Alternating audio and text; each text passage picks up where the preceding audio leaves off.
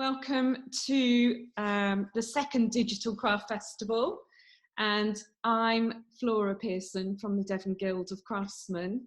I'm in Bovey Tracy at the Guild, and I'm with my colleague Laura Wosley, who's our interim CEO.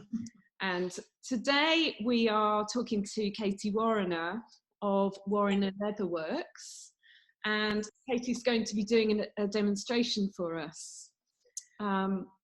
This year we awarded Katy the Tony Piper Award at the first Digital Craft Fair, and so that was very exciting. That's when she first came onto our radar. Hi Katy, how are you? Very well, thank you, and thank you so much for having me this morning, and thank you for the award. I'm still quite excited about winning that. It was all those months ago. We're looking when the sun was beating down and the leaves were on the trees, and now it looks a bit grey and miserable outside. It was a long time ago. It was, wasn't it? A lot's happened. It has. We're looking forward to having your work in our building. So that was part of the prize, was that we're going to be showing your work. So we'll be putting that on Instagram, and I expect you will be too, because you're pretty good on Instagram, aren't you? Getting there.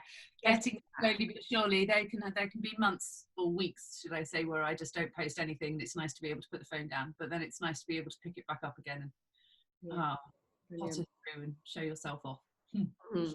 So you're our master maker today, and you're doing our demonstration. I think you are going to be showing us making a belt. Yes. So I'm going to be making one of these. It is what I like to call the unsung heroes of the world. We wear belts. We all wear belts. They hold our trousers up every day, and every evening we take them off, and I don't think anybody ever thanks their belt for doing such a thankless task. So I call belts unsung heroes, which is a bit strange. I'm going to be using Bakers of Collerton oakbark tan leather, which is from a tannery about 50 minutes from my doorstep on the south coast of Devon. I mainly use Bakers unless I tan the hide myself. I use it from Bakers Tannery, and I use that tannery because the cows come from Devon farms. They are slaughtered. Sorry everyone, I realise it's quite early, but that's where leather comes from. They're slaughtered in Exeter Abattoir, and then they will be bought from the tannery, and it takes about 2 years for this to be turned from a hide into a piece of leather using oak bark, I believe from around Cumbria way. I'm really interested in the provenance and traceability of leather. So far I can only trace it back to abattoir if I use this tannery, but I know that most of those cows are likely to have spent most of their life in Devon fields or Cornish fields or maybe Somerset fields. And the idea of traceability to me is really important, because I want to know that my materials that I'm using have not had many miles to travel before they've got to me. And I'm also really interested in the idea of soil regeneration, which is what we were talking about before we let everybody in. I'm not going to jump into this now, but when we leave this demonstration today, if anybody wants to look up the words soil regeneration or carbon sequestration, they are quite interesting bits of research to delve into. So I will leave you all to have a look at that. So today I'm going to be making a belt. A couple of weeks ago, I did a competition on Instagram, and the lady got back to me a few days ago. She may or may not be watching this today, and she got back to me a few days ago with the measurements of her belt, and I'm going to be making her belt for her today. Mostly there are going to be a few Blue Peter moments. You know what her name is? I think her name was Naomi. Okay, so if Naomi's watching, let us know on the chat facility. And just to also say that we have got the chat going on, so if anyone has any questions for Katy, stick it into the chat, and I will ask Katy that question. I've just seen my mum pop up on screen. Hi mum! Hi mum! So it's nice when your mum comes along. No pressure. Okay, we are 5 minutes past 11, so shall we start? I've done a few little bits to prepare myself today. Normally what you would do is you would make a straight edge along your leather. I've already done this. I can't make a belt in an hour. It takes me a bit longer than that. So I've done as much preparation as possible to get me to this point. So I've made a the straight edge already on my leather, and I need to make a straight edge because I'm going to be using something called a plow gauge, which is a very beautiful old tool. There's my under camera bit. I think this was probably built in around 1915, 1918, from a company called J. Dixon. It's absolutely beautiful. I love this, the amount of hands that this tool has passed down through. Katy, can you just point out that you've got 2 cameras going? Yes, so I have got one camera that is going to be looking side on to my workbench, and I've also got another camera that's going to be doing an overhead view of what I'm doing where I'm waving my fingers now. That's right. I think how the to switch switch between those. So hopefully that's possible. If you want to be looking at the close-up from above, you can switch to that by just clicking on it. Thank you. Carry on. Great. Okay, so I've already made a bit of a cut in my leather. Simply, I made this cut in the leather last night because I nearly slipped and stuck the knife of the plow gauge into my wrist the other day. So I decided to just do a bit of preparation, as it's all a little bit nerve-wracking being on camera right now. So let's hope that this doesn't go wrong, because that would be really embarrassing. And I know I've got other leather workers watching me now as well, so there's no pressure involved in this. So the lady wanted a 1.5 inch belt out of this colour leather, which is the Australian nut. Bakers do three main types of colour, with 5 actually, sorry. You've got russet, which is completely undyed. You've got London tan, which is a really beautiful kind of deep orange colour. You've got oak stain, which is like a conker colour. Australian nut, which is this colour, which is kind of a really, really deep, dark, browny purple. And then you've got black. So the lovely lady chose this today. It's about 4 mil thick, and it's bridle butt, which is the back, and the bridle butt is cut from that part of the cow, so it's the strongest part of the cow, so around the rump area and up the back. And this is what we mainly use for making belts and bridle work and strap work. So once you've cut your strap, which is 1.5 inches, you're just going to check it to actually make sure that you've got it right, which we have. And then you're going to find your best end of your leather. So your best end, I think it comes from down the bottom part of the cow. And the way to find your best end is you can quite often look to see the fibres on the best end are going to be closer together, a lot more dense, and you can find it if you bend and twist the leather, and it'll have a bit more structure, and that is my best end. And from that best end is where we're going to put our buckle. So if we square off our leather, square off our end,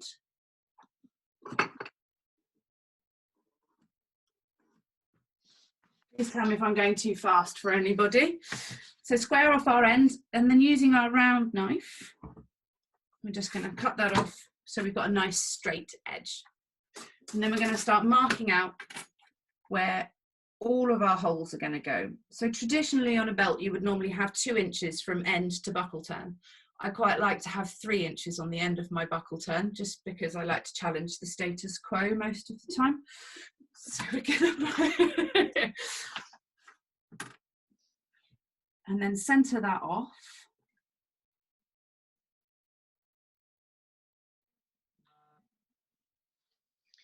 Where do you get your buckles from, Katy? A very beautiful, wonderful company called Abbey England. They are a small family-run foundry based in Walsall, and they also sell out of, where else do they sell out of? Somewhere else they sell out of as well. There are a few other places in the country to be able to get buckles from. There's some amazing buckle manufacturers in Japan and in America as well. But I have always used Abbey. I think they're a really wonderful company, and they make everything in Britain. I asked them recently where they get their brass from. What's brass made from? It's made from copper and tin, isn't it? We don't have tin mines in Cornwall anymore. We don't have copper mines, I don't think, in the country. So I asked them where they got their brass from, and I think that they said like 40% of it is recycled that they find in scrapyards, if I remember rightly. But I might have got that completely wrong. If anyone from Abbey, England's watching right now, they're probably shouting at me, what is this woman chatting about? Right. Gonna make my end. They are... I've got a question for you, Katy. Sorry to interrupt. Do you have a way of using all the offcuts? What do you do with those little bits that you're cutting off now? Put them in one of 7 boxes.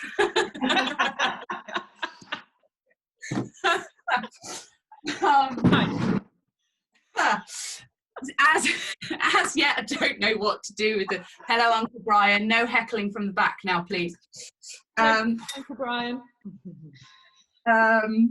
As yet, I don't really know what to do with them. These little bits, I think you can see that in my hand. I don't really know what to do with these little bits. My dog Murphy comes up and snuffles them up off the floor most of the time, and then you find them in his shoes and underneath the sofa. So they're just sort of floor dirt, really. Bigger bits on the ends of the belts you can quite often turn into dog collars. You need to make keeper straps on the end of these as well. And with the amount I'm talking, I'm not going to get anywhere near finished to make finishing this belt. Sorry. That's all right. Keep talking. And what else do I do? I make, I'm going to start making door stops out of them, so sticking them all together and making door wedges. So I've got a wing divider that is set to 5mm. I work in between inches and imperial and metric, but for things like stitch marking, I always do it in millimeters. So I'm going to just stitch mark down around my leather. And you're going to go just up to the end of the buckle turn, and then go a wee way forward on that way too.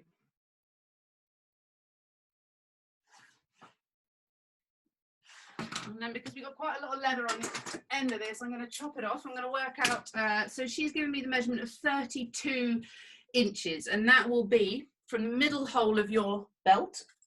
Mine's not on the middle hole at all because this thing is stretched. It's about 40 years old, this belt.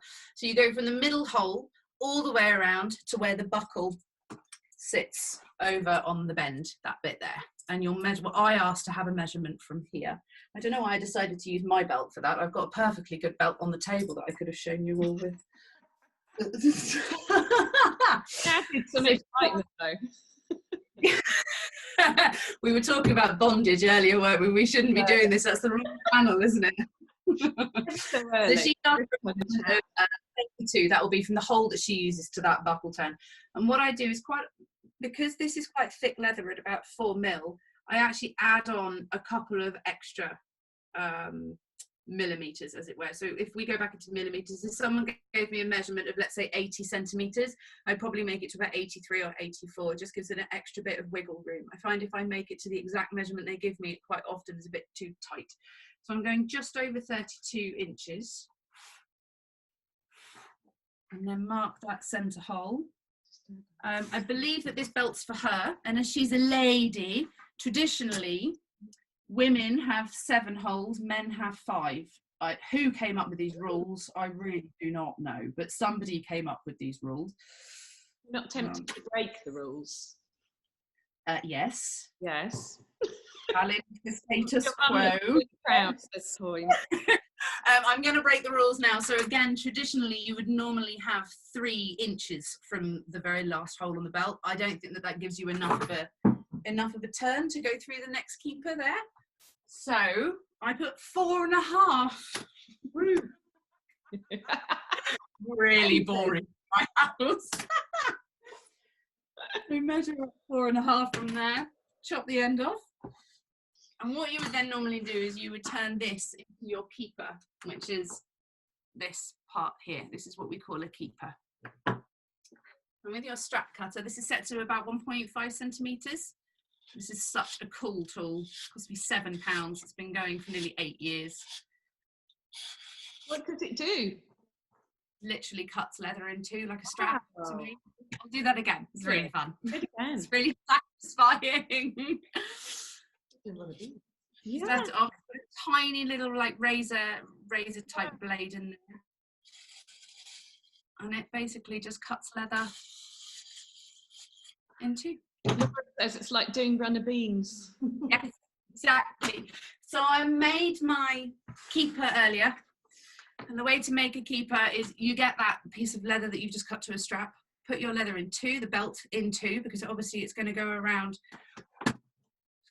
one end, and then it needs to make sure that that strap can go through the keeper too. You would normally use what are they called, keeper blocks for this. Alas, I don't have any. Mum, Christmas present. No, I'm joking, they're really expensive, you don't have to buy me any. And then you work out where your keeper is going to sit, measure it around the belt, and then here's one I made earlier.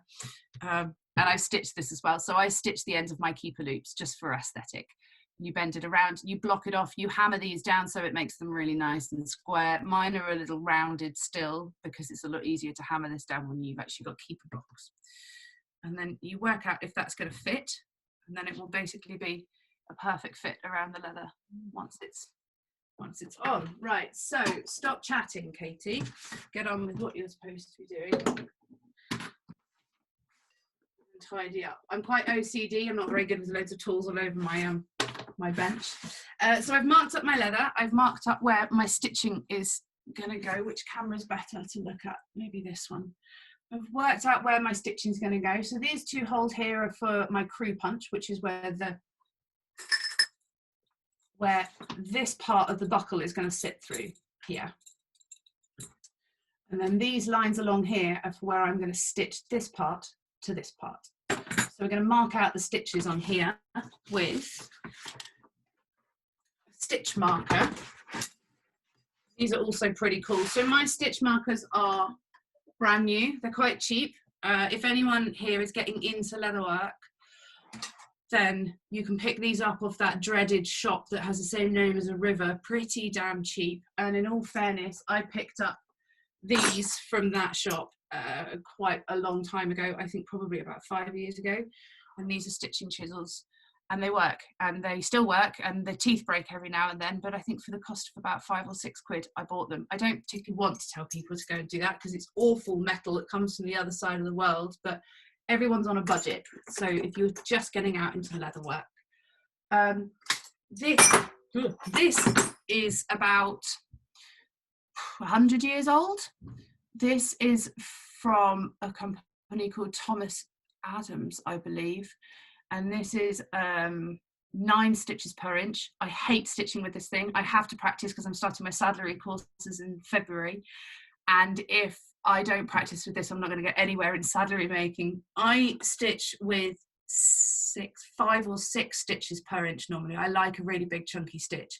This is 9 per inch, so it's quite close, so it's a bit tighter. They are going to make me make a head collar at some point next year with 12 per inch, which makes my body twitch slightly. I know there are some leather workers working today that I know you guys really love your tight stitching chisels. I'm not a great fan, gotta say.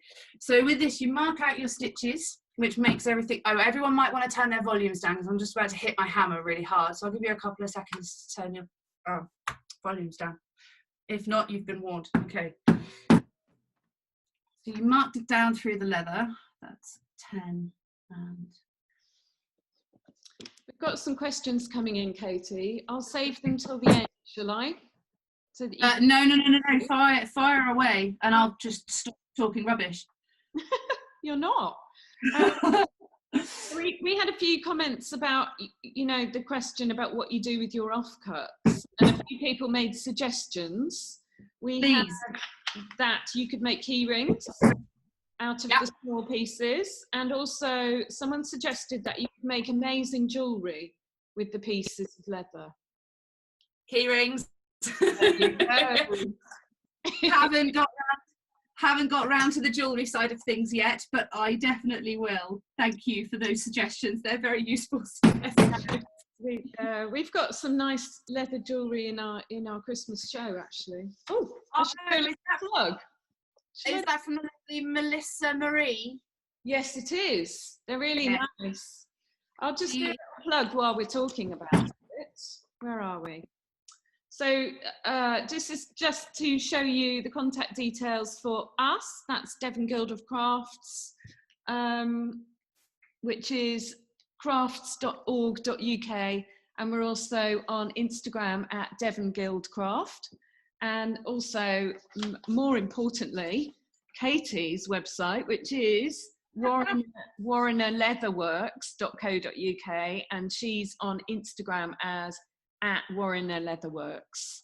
And just to say that there's some lovely things on there, which I covet very much. And also, we'll be having some of her work soon, but not in time for opening next Wednesday. There's my little plug. Now, I'll do another one shortly. Good plug. Nice plug, Flora. Well done. I should get on with some work while I did all that rambling on. Thank you. Okay, so I stitch marked up my holes mostly. I'm actually cheating a little bit. So this is a stitch marker. And what it does is it marks the leather so that you get just marks. And then with that, you punch through with an awl, which I'll show you in a minute what happens once we get to that point. With this, I cheat slightly and I punch all the way through my leather. There are huge debates and arguments as to whether this is cheating or not. Do you know what? It might be cheating slightly, but at the same time, these things exist. Somebody built them and designed them. So am I cheating? Yes and no. I punched through enough that I still had to use my awl, which is something called double hand stitching in the saddle stitch. So you can tell me I'm a cheat. That's fine. I'll take that. But at the same time, they exist, so I'm going to use them. And I'm just going to make sure that. Sorry. Tell you in the chat if they think you're cheating. I'm sure there are some of them that will tell me I'm cheating. I think someone put a link to Abby England in the chat. So if anyone wants the contact details, it's there. And Andy Sharp says labour saving isn't cheating in my book. Thanks, Andy. Although you're training to be a doctor, so don't labour save on your doctor stuff.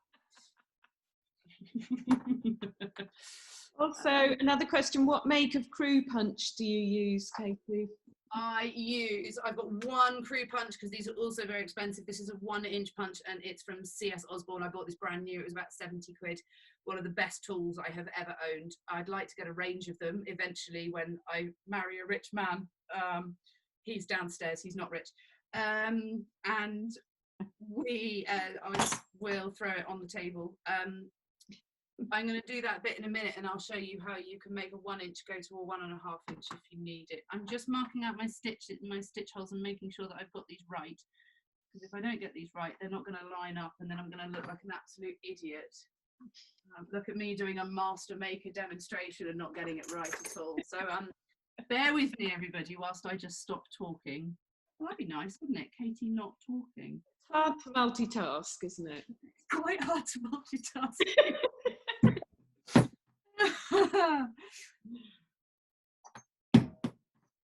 So did anybody listen to my podcast that happened on the capital of craft?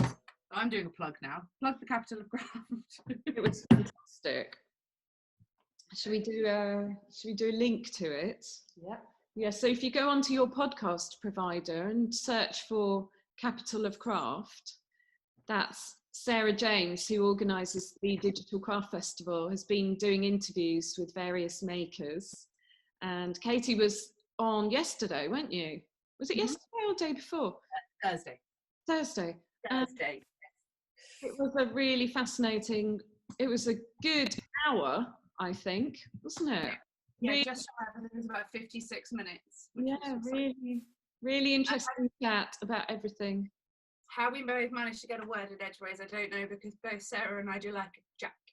So now is time for my crew punch. I'm hoping that you can see this from the above shot. So I've marked out 1 1/4 holes here for where my buckle tine is going to sit. So I'm using a 1.5 inch buckle that for me normally uses a 1.25 inch tine. There are rules and regulations to that, I think. I think normally you need like a 1.5, but this seems to work for me quite nicely. So you mark it out, get it roughly lined up, and you're going to want to start heading towards this mark that you've made. So that is a 1 inch, and what I'm going to do is I'm going to punch that crew punch through, and then I'm going to move it up slightly, which is just going to give me a 1 1/4. You might want to turn your volumes down again because I'm going to hit this hard again. I've chucked this thing on the table on the floor so many times, it's a bit blunt, and it's also really chipped. And if anybody whilst watching this knows where I can get them sharpened, please let me know, because sharpening these is not easy. Come on. So what that's done is that has made a nice hole where my tine is going to go. I'm going to get a bevel, and I'm just going to bevel out the back end of that, the back side of it. And this just removes the top layer of leather and makes it a bit neater and a bit tidier. And then with a number 1 bevel, this thing's amazing. This actually is a really cheap tool from Japan, and I got this about 6 years ago, and it's still going strong. And I can imagine that this thing is just going to keep going strong for a long time. What this does is it removes the edge of the leather, so that when you burnish or varnish, as it were, the edges of the leather, it rounds it over slightly, and it makes it a bit neater, because what you want to do with the burnishing, you are closing the fibres together, same as sanding a piece of wood. And you take this off both sides. The top side, which is the grain side, and the underside, which is the flesh side. Got such lovely names in leather, haven't we? Makes it even more gruesome. What's that tool called, Katie? Called a bevel. A bevel. And then this is what's known as the flesh side. So this is the part that's underneath the skin.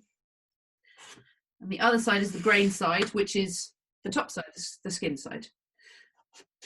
So you mentioned edging the belts. We've got a question here. When you cut the leather to make a strap or a belt, do you need to treat the raw edge?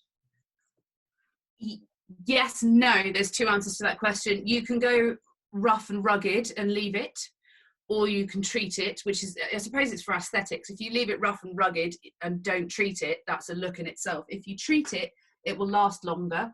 Again, the same as sanding a piece of wood. If that piece of wood is going to be inside or outside, if you sand it and you varnish it, it's going to be a lot more protected. If you leave it rough and rugged, the fibres of that leather are going to fray and rub down and open up more. This is probably not going to be able to show you on this. But for example, if I scruff that up, there's a little bit too microscopic to see from that, but exactly the same as a piece of timber. If you treat it, sand it and varnish it, it's going to last you a lot longer. Also, if I tried to produce a belt in the saddlery world that hadn't been edged and burnished, I'd have my wrists well and truly slapped. So there is a traditionalness that goes along with it as well. Wow, there's a huge stream of comments. That's really exciting. Okay, so we are at a stage now where we're not far off stitching. What I now do is I move away again from the traditional side of things. What I'll now do is I'll now burnish these edges. That takes me a good half an hour to 45 minutes. So I'm going to do part of the belt to just show you what I do. Before we get there, we're going to split this end down. So I need to split this piece of leather down here, because this is where it turns over and my buckle is going to sit in here and come out that end. But I need to split this piece of leather down because it's too thick to be able to stitch through. So I wonder if I can take you over to my splitter. So this little tool I've had for a few years, it completely changed my life. I bought this from a company called Leprevo, which is also another really great leather working company or leather wholesaler, similar to Abbey England, but provenance wise I'm not sure about the provenance of their buckles. I think that they buy from all over the world. I'm not sure, but they're really wonderful. You can find some really great sales in their clearances. Also quite cheap leather as well if you are starting out. And I bought this for about 150 quid and it completely changed my life. This is called a splitting machine or a skiving machine. And what it's going to do is it's going to split this piece of leather down and make it thinner. You'd normally do this by hand. There's a machine to do it. Just let's save time.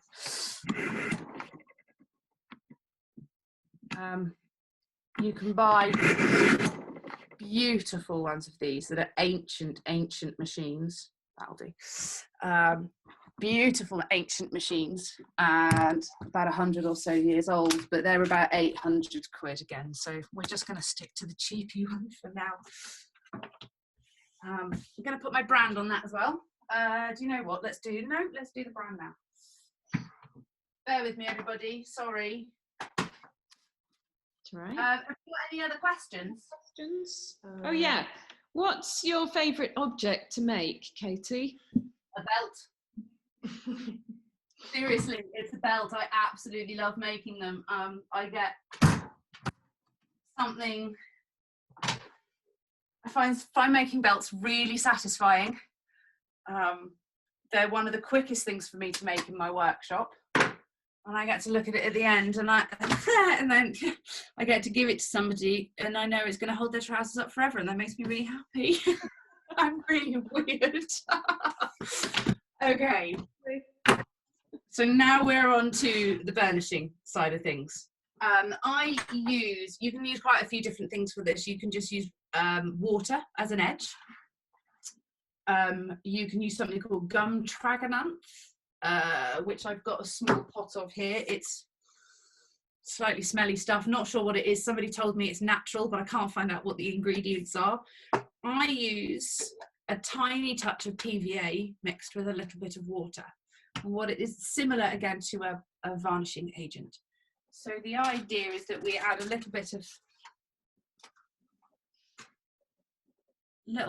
of our varnish to the edge of our belt.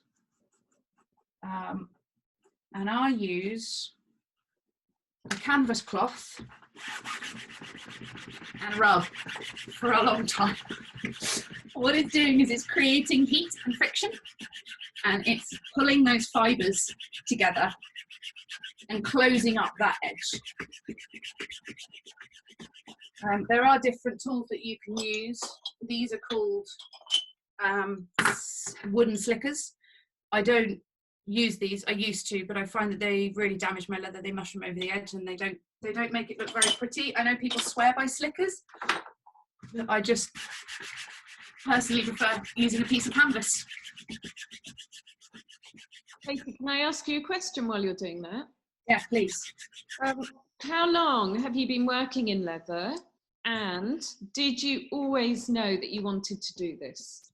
Yes. So I've been a horse rider since I was about, 6 years old, Mum? Something like that? Nod, yeah. And I remember watching Liv Tyler when I was 12 years old, galloping her white horse with the ring wraiths behind her in Lord of the Rings, and I wanted to make the saddles and the bridles for Lord of the Rings. I grew up in Cornwall, in close to a town called Hale, where we had a guy called Terry English, who was a really famous armourer living down there. He was really famous for there. He was also quite famous in the world of telly anyway, and film. And he made the most incredible armour, and I think he had quite a lot to do with Lord of the Rings, if I remember rightly, in the saddlery and armour department. And then I got accepted to Capel Manor, which is the only full-time saddlery training centre in the country. When I was 18, I got a scholarship in with them, and then, I don't know, sex, drugs and rock and roll got in the way, and I ended up travelling around the world and working at festivals, and moved away from the idea of horses and the idea of leather. And then I had a pair of boots that lasted me about 12 and a half years. And then they finally fell apart, and I couldn't find anybody to fix them. So I decided I wanted to be a boot maker. I'm sanding this, by the way, to digress quickly. This is a 400 grit sandpaper. And exactly the same again as a piece of wood. When you're varnishing it, you don't just put one coat of varnish on, you'll then go back and sand it, then you'll put another coat of varnish on, and then you'll sand it. And this is why the burnishing part of finishing your edges, to me, takes about 45 minutes to an hour. So I'm just going to show you a quick side and then we'll get onto the stitching. So I'm just going to put another bit of my varnish agent, as it were, on the edge and then give it another rub down. So I then treated myself on my 30th birthday to a leatherworking course with a guy called Tanner Bates, who was, I believe, ended up being a master saddler. I think his dad was a glover. And I did a 2-day leatherworking course with him and fell in love with it. I just found this medium that I loved working with, and I never really thought I was creative. I always thought the word creative meant artistic, which then meant paintbrushes and pencils, and I can't even draw a stick man. It looks awful. It looks like it's definitely played hangman. And I then found this medium I could work with, and it all just started making sense. So yeah, I bought some tools and I've been practicing ever since. I got to a point in my leather now, though, that I feel I've learned as much as I can through the videos and the books, and I'm desperate for a master to sit over my shoulder. And I'm quite a kinesthetic learner, I think most of us are. And to have someone take something apart and put it back together in front of you, and then to help you do that, I've got to a point now where I'm really quite desperate for that master, and I really want to be a master of my craft. And yeah, I'm going to go to saddlery college and learn how to be a master of my craft, hopefully one day. I'm going to do the other side of this, exactly the same setup. I don't know if you can see the difference in the edges now. So this is the raw edge and this is the burnished edge. Is that zooming in well enough to be able to see? Probably not. I'm going to show it in that camera. So you've got a raw edge here. Yeah. You've got like a shinier edge coming in there. It needs a lot more work doing to it, but for the sake of 20 minutes, let's not do that. So I'll just finish up. Is there any more questions whilst I'm pottering along doing it? We got any more? I think we're all caught up at the moment. I'll do another plug, shall I? How about that? So this is Katy from Warriner Leatherworks. And mine is the mini Dartmoor bag. That's my choice. Dartmoor Mini, is it? I love it. It's beautiful. Okay, and Katy on Instagram is at Warriner Leatherworks, and we are at the Devon Guild. We stock the aforementioned Tanner Bates leatherwork, and we will be stocking Katy's at some point. Our website is www.crafts.org.uk, and we are at Devon Guild Craft on Instagram. And we are delighted that we're going to be able to open again on Wednesday. So we'll be here for all your Christmas shopping needs. Congratulations. So it's definitely happening that you're opening on Wednesday then? Yes, we are. We're very, very happy about that. Yeah. Fabulous. Very exciting. I just found out that Cornwall, where I'm from, is in tier 1. Devon is in tier 2. I think it's time to move home. I'm still living in Cornwall. Yeah, my whole family no, not my whole family at all. My immediate family still lives in Cornwall. My mum and my 2 brothers and their families. My dad lives in Germany. My uncle, who is here today, lives up in St Helens. That's proper zombie land up there at the moment, isn't it, Uncle Brian? Oh yeah, what are you in, Uncle Brian? Okay, so we are on to the stitching side of things now. Definitely wouldn't be anywhere near the stitching side of things within 40 minutes. Yeah, for the sake of a quick demonstration. So we're going to put the buckle onto the end of our belt.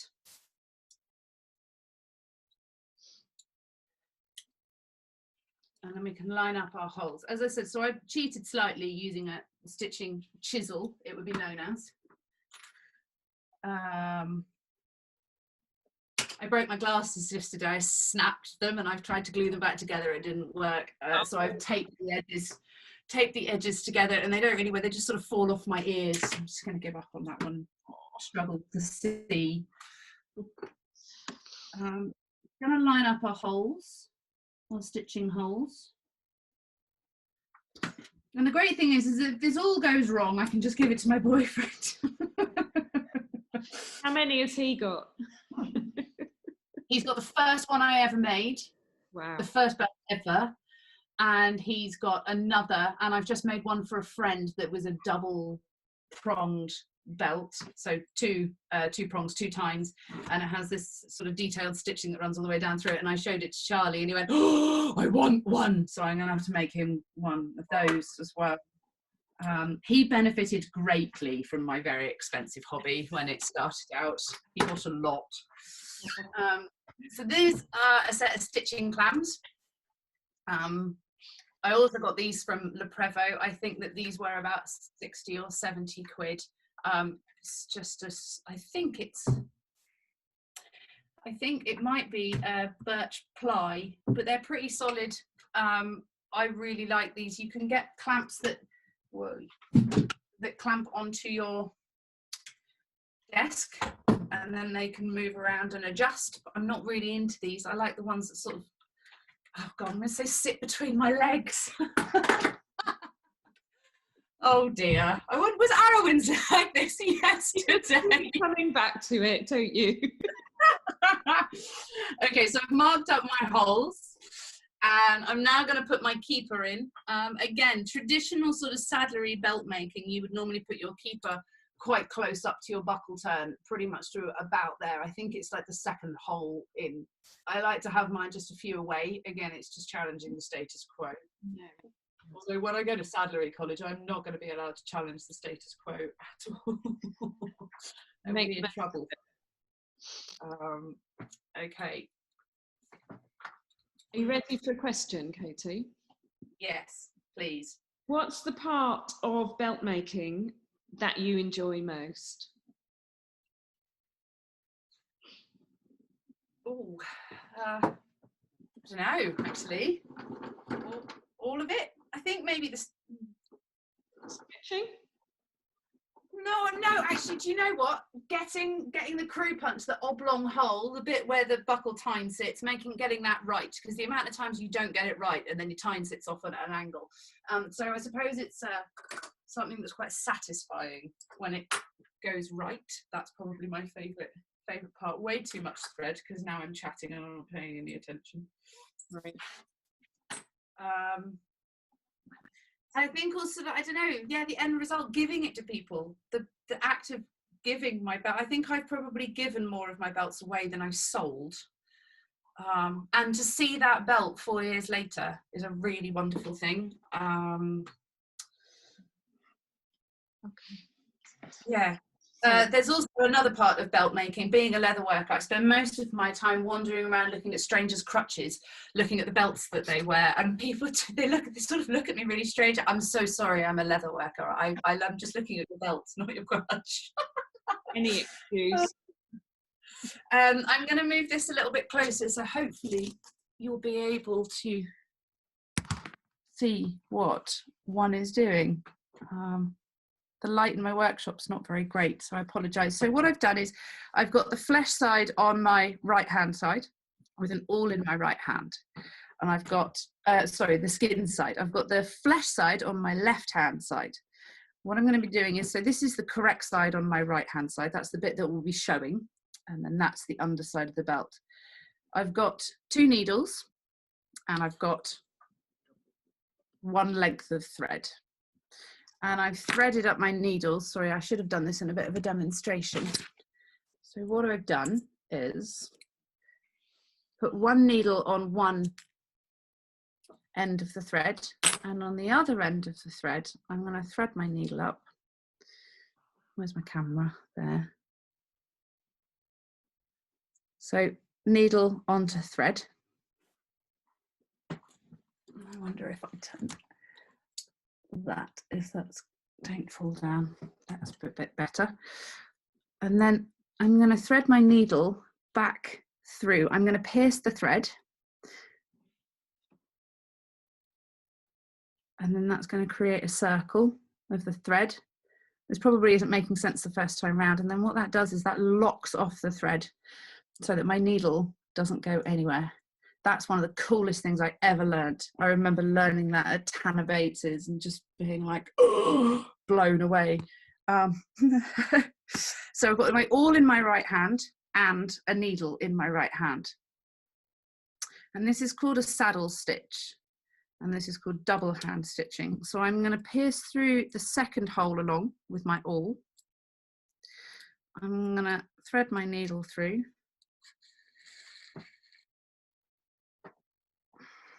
And then I'm going to pierce the very first hole, which is the closest one to the buckle. I'm going to put one side of the thread through. I'm going to then make a T with my two needles, pull my thread out of the way, put my needle through, cross the other thread over, and pull them tight. If anyone wants to do saddle stitching or double hand stitching, I strongly recommend going onto YouTube. I'm going to do a bit of a plug now. There are some amazing people out there. Harry Rogers from Bucklehurst Leather, who is one of the best tutors in the world. He is a phenomenal woodworker, metalworker, and leatherworker. So Harry Rogers, Bucklehurst Leather. You've got Nigel Armitage, who does some really great YouTube tutorials, and you've also got JH Leather. Jo, I can't remember her second name. She's a saddler based in Wales. I actually prefer listening to her videos, nothing to do with men or women at all. I just prefer the way that she teaches. I find her to be I prefer the words that she uses. I find them a bit more layman's terms. So Jo from JH Leather, Nigel Armitage, and Harry Rogers, Bucklehurst Leather. They are three phenomenal tutors to watch video wise. I'm just making a loop over the leather. Katy, I've got questions. Please. About the thread and the needles. What sort of needles are you using? And are they double or single? I think they're single, aren't they? Single, and yes. The other question is, what sort of thread do you use? So, ow! Oh. Stop. So I use a wax linen thread from a company called Somac. They are the only British producer of linen thread in this country. I believe that the flax grown to make the linen comes from either France, Holland, or Belgium, and I think a bit comes from the Far East as well. We don't grow flax in this country. We grow linseed, but not flax. So it's a waxed linen thread. The needles that I use are John James harness needles, and they are number 2. Okay. And do you ever use a thimble? No. I probably should. To everybody that doesn't understand double hand stitching or saddle stitching, am I showing a good enough demonstration of this? Can you see the cameras well enough? Yeah, I can. Yeah. Okay. So I'm piercing that with an awl. I'm now piercing through the keeper side of things as well. Now I'm going to pull my awl out, and in place of the hole, I'm going to put my needle. I'm going to do a T-piece with both needles, move my thread out of the way, loop my thread over my needle, and pull them tight. Do you ever use the sewing machine? Not for leather work, no. That's a lie. I made a corset a couple of weeks ago, and I used a sewing machine for that, yes. Yeah. Because I was using a load of scrap leather that I'd found in upholsterers' bins and in some of the shoemaking colleges I went to a few years ago when I did a tour of Northampton. I went through their bins, although the buggers still charge me for the leather. I'm like, but hang on, you're throwing this leather away. You can't charge me for this leather. And they charge me. And I've had this leather for years. And I decided the other day to make a corset out of it. And yes, I put that through a sewing machine. I've got an industrial sewing machine in my workshop because I do quite a lot of prop making. And I also do a lot of creative work at festivals. So I bought myself a walking foot sewing machine secondhand for about 250 quid. I mean, it paid itself back, I think, in 2 days' work, and it's been sat here ever since. But no, for actual leather work, like this sort of leather work, I never use a sewing machine. The difference in the stitch is that a sewing machine stitch will unravel if it breaks. A saddle stitch, if you break one stitch, it will always lock together and will rarely unravel.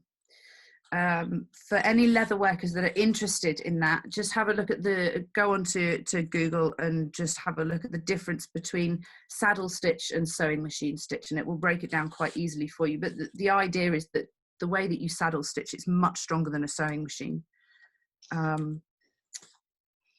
I'm sure when I actually get into saddlery college, I think that they are going to make me use a sewing machine, not for ever doing belt work, but yeah. Cool, they're going to challenge me in this course, aren't they?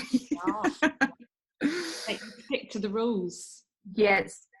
I wondered actually if I might be able to do a bit of a plug. Someone has been doing something really wonderful. So I sell through a website called Vigor and Skills. It was an online shop that was set up about 6 or 7 months ago by a couple who used to work in the pretty high-end fast fashion industry. And they decided that they just really didn't want to be a part of that world anymore. So they've set up an online shop where they showcase British makers. And they decided to not do Black Friday and instead do a Give Back Friday. And over from yesterday, today and tomorrow, 100% of their profits are going to be going to a charity called the Amber Foundation, which is a charity to help homeless children. And I think that is the way forward for Black Friday. That's what Black Friday should be about. It's not about massive sales. Instead, it should be about giving back. And I think that is a wonderful, wonderful thing that this company have done, and quite altruistic in a way. So that's my plug for the day, Vigor and Skills. And I'm not telling you that just because I sell my wares through them, but go and have a look. And there's things for everybody. There's things at the price range, at least, for everybody. Lovely, thank you. Katy, we got another question, which you don't have to answer it now. I know it's something that's important to you, so you might just want to talk about it as you go along. Someone said, I'm very interested in the way that you limit the area material you use has to travel. Could you talk a bit about this and how it affects your ethos? Okay, so leather. We had a very interesting some of the guys that I'm on a forum with are here today, and we had a very interesting conversation about sustainability and leather, and can those two words go in the same sentence? They're probably chuckling now because it was a good fun day of conversation. Leather is a really difficult one to be able to have provenance, to have traceability. We can't trace leather currently unless you kill your own animal and you tan your own hide. It currently is untraceable. Sustainability and leather, can those two things go into the same sentence? Currently not. I'm really interested in where my materials come from because I don't want to buy things that come from the other side of the world. I've got to concentrate a little bit here. I'm just about to stitch this keeper into the other side, and if I don't concentrate, it will be squiff. Stand by. I think also the word ethics is quite difficult to use in leather as well. So if we take the two big fibres that come from animals, you've got fleece, be that from wool or alpaca, etc. And then you've got leather. I realise that sheep at the end of their life are going to end up at the abattoir as well, but yeah, it's kind of, a sheep will keep growing its fleece, it will keep regenerating its fleece year on year on year, whereas you can only really get leather from something that's gone to abattoir and died. I'm fascinated to know where my materials come from, because I want to know that the whole process is circular. So the idea of sustainable, what does sustainable really mean? Well, in the world of materials, we need to know that everything is circular. So the farmer's practice, I've just said that wrong, haven't I? Look at me, I'm not paying any attention. The farmer's practice needs to be holistic. It needs to be, you know, we need to be practicing soil regeneration, agriculture. Is he putting chemical fertilizers onto his land? Is he spraying his crops, etc., etc.? Is he, you know, looking after his animals? Are they happy cows? I'm just having to restitch this because, oh wow, what have I gone and done here? Hang on a minute. I'm just going to stop chatting. Yeah, that's better. Then, so that's just the farming practices in itself. Then we need to start looking at the trucks that that animal has gone to abattoir in. Then we need to look at the abattoir practice, the hide merchants. Do you know the average piece of leather, not this stuff that I'm using here, this comes from a very rare tannery. But your average piece of leather, before it's got to its leather merchant to be sold to get to your workbench, would have travelled the world 3 times. 3 times. You know, we kill 2 million cows in this country every year, and that's just beef cows. That's not dairy cows that have come to the end of their life. 2 million cows. 80% of those hides get sent abroad to mainly China or India. And I know we're not an industrial country anymore, and I'm not naive enough to think that all of our materials should come from our own doorstep. I'm also not naive enough to think that just because it comes from Britain, it's any good. I think we lost that status quite some time ago. But we should be, if we're going to kill that many animals a year, we should have more infrastructure to be able to tan their hides closer to home.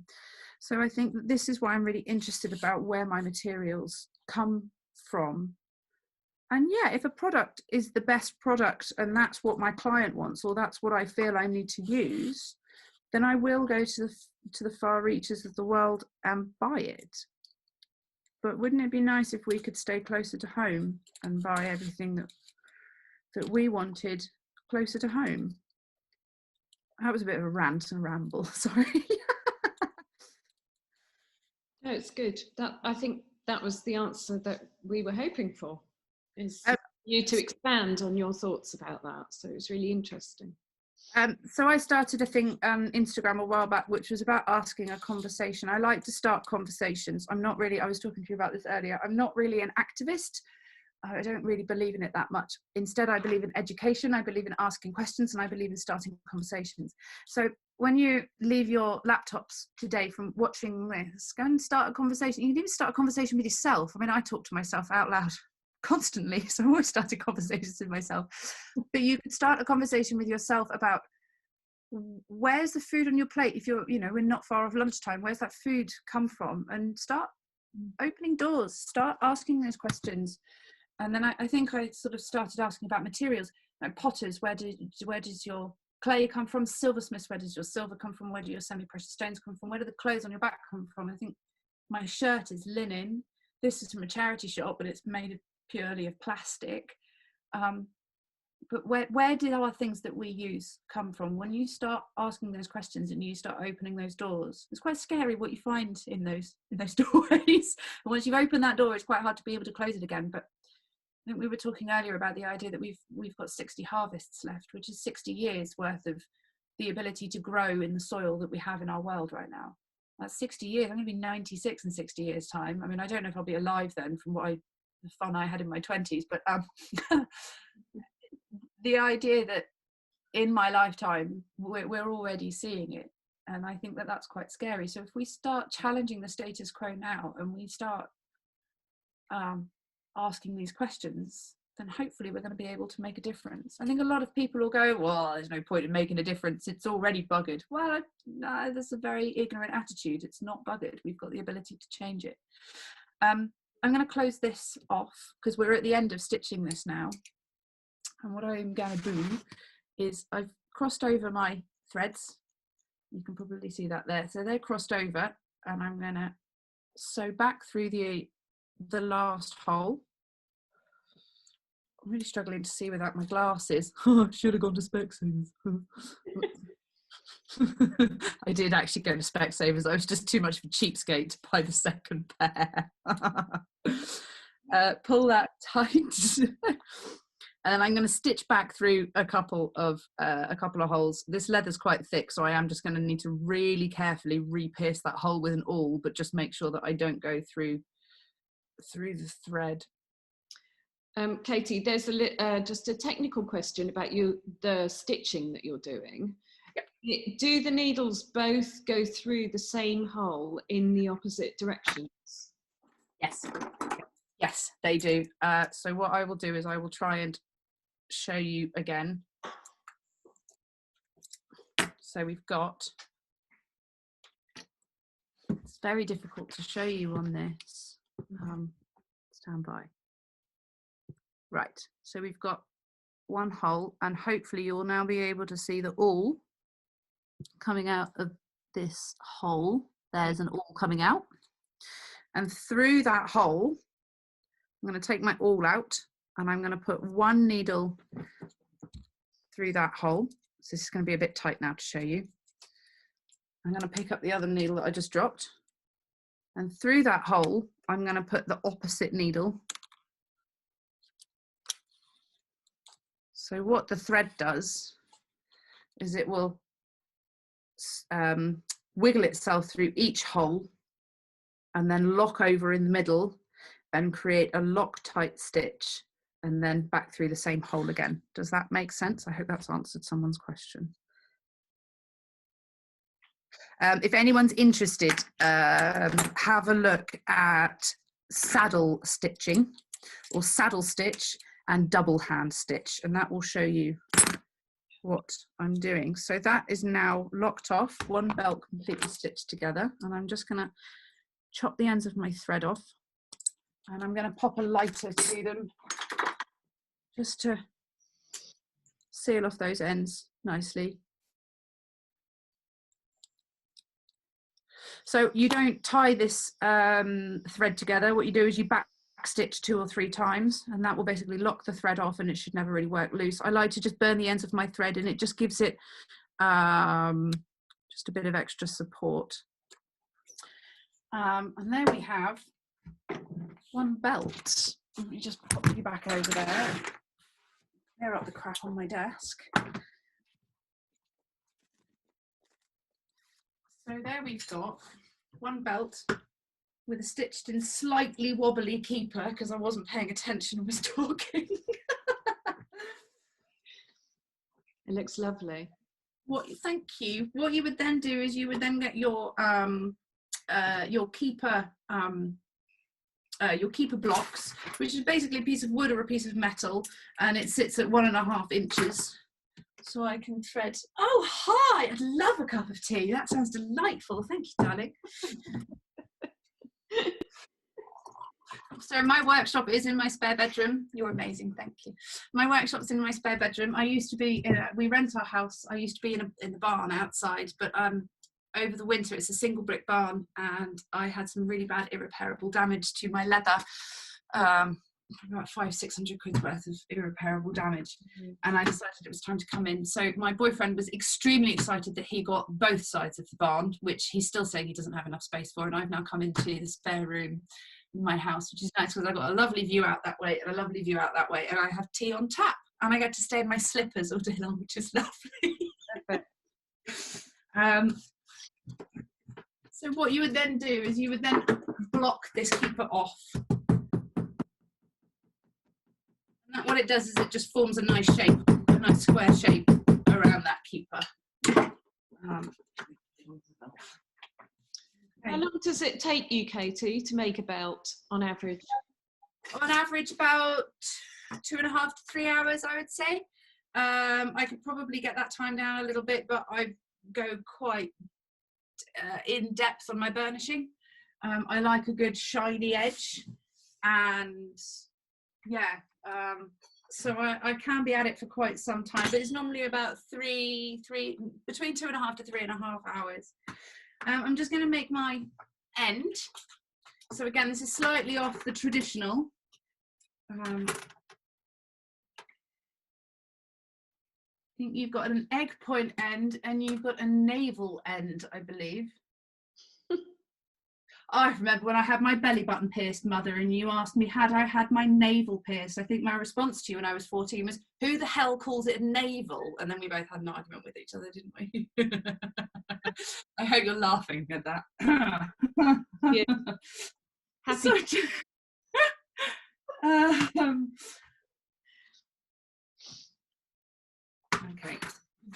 So with my round knife, I'm basically going to follow the line of stitch that I do on the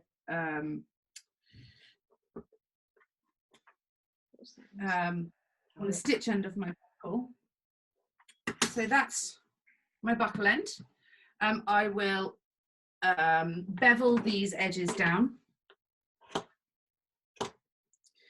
I will continue that on the other side as well. But I'm going to do this all off camera because we're just over an hour now and I don't want to take up people's time too much. And now the last thing that would be the last thing to do is to make my holes for my tine. So I use an oval hole punch for this. Just that, depending on which camera you're looking at. And it's perfect for a 1.5 inch tine. The buckle I'm using is a brass West End buckle. And then I'm going to hit my hammer again if you want to turn your volumes down. I think I got this oval punch from, is it Evan? It's a company called Artisan Leather, which is just down the road from me. And I think this punch again was about 15 quid. It's really sharp. It's a really great punch. You can go onto eBay and find absolutely incredible vintage tools, beautiful vintage tools. And some of those vintage tools will last you the rest of your life and will then be handed down to your children's children, just the same as they're being handed down to you from probably being well over 100 years old. So have a look on eBay and see what you can find, because those tools are beautiful. And some of the blades, the steel, all it needs is a quick strop and that will stay sharp forever and ever more.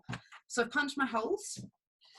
Let's pretend I've burnished all of that edge. And there is one belt, hopefully made to 32 inches. I think that's what I originally made it to. One belt. Lovely. Should we just check that I made that for 32 inches? You're going to model it for us, Katie? Yes. I don't know. I don't know if I can get a 32-inch belt around my waist. It's quite skinny.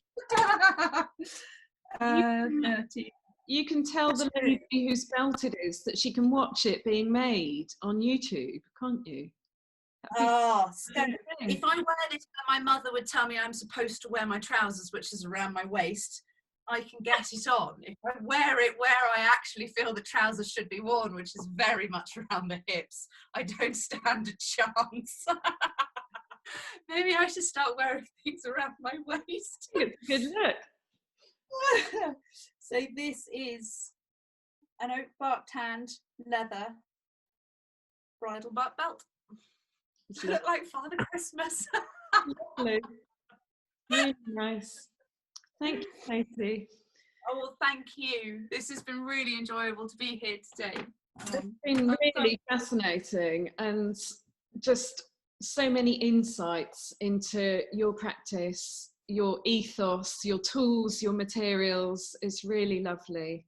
Thank you so much. We've had loads of lovely comments as well from all the viewers, and people were really fascinated by your talk about provenance. And I think, you know, that hopefully they are going to go off and carry on the conversation about that.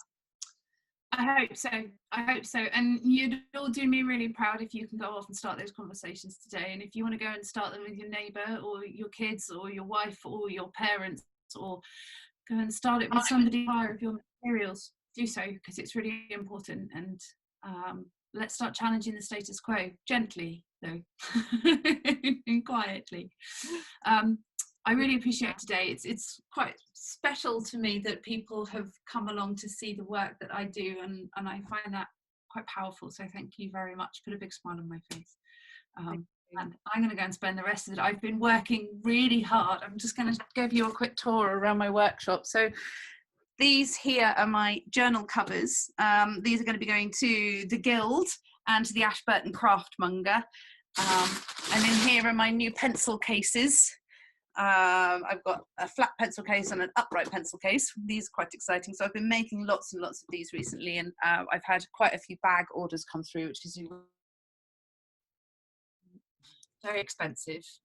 Definitely investment pieces, and I really appreciate that people come to me and spend the money with me. So thank you so much for that. But I've definitely been working very hard over the last few weeks. So I'm going to go and enjoy a day off and sit under the trees and read a book for a bit. I'm quite excited. I don't know how much longer I'll last outside. There's freezing out there. I might sit by the wood burn instead. Good for you. Thank you, Katy, so much. It's been a really great pleasure to have you here. And I just wanted to say that this demo will be on YouTube within a week or so. So if you look up the Digital Craft Festival's YouTube channel, it will be on there. So anyone who's missed it, recommend it to them. Thank you, Katy. Enjoy your day off. Thank you so much, everybody, for being here. And I hope it's not too early to say Happy Christmas to you all. And best of luck with the zombies. May they not land on your doorstep. Take care, everybody. Much love. Thank you. Bye.